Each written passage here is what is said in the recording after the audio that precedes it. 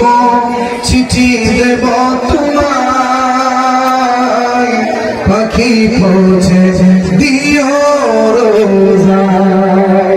আমি লিখিব চিঠি দেব তোমায়, পাখি পৌঁছে দিও রোজায়। নারে তাকবীর, নারে রিসালাত, প্রধান অতিথির আগমন, আল্লামা তাহির সাহেবের আগমন, বাংলার সুন্নি জনতার আইকনের আগমন, বাতিলদের আতঙ্কের আগমন, প্রধান অতিথির আগমন, তাহিরি হুজুরের আগমন, তাহিরি হুজুরের আগমন।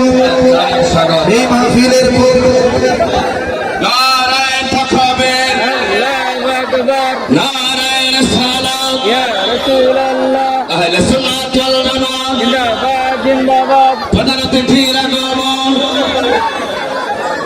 সংঘের পক্ষ থেকে,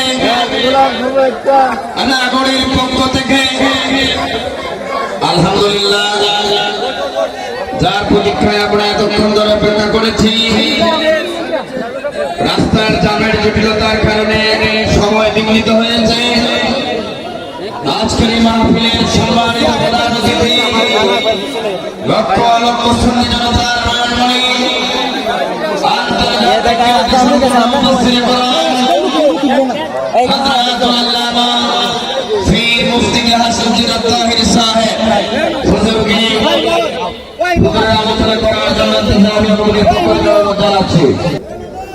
আপনারা সবাই খুশি তো?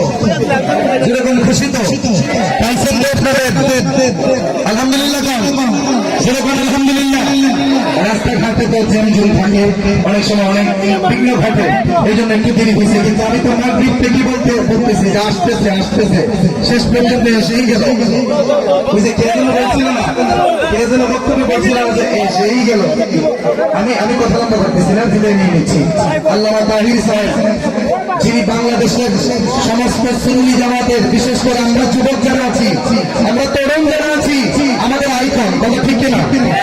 আমরা যাকে মডেল মানি, আমরা যাকে মডেল মেনে যাকে আমরা অনুসরণ করে চলি, ঠিক কিনা?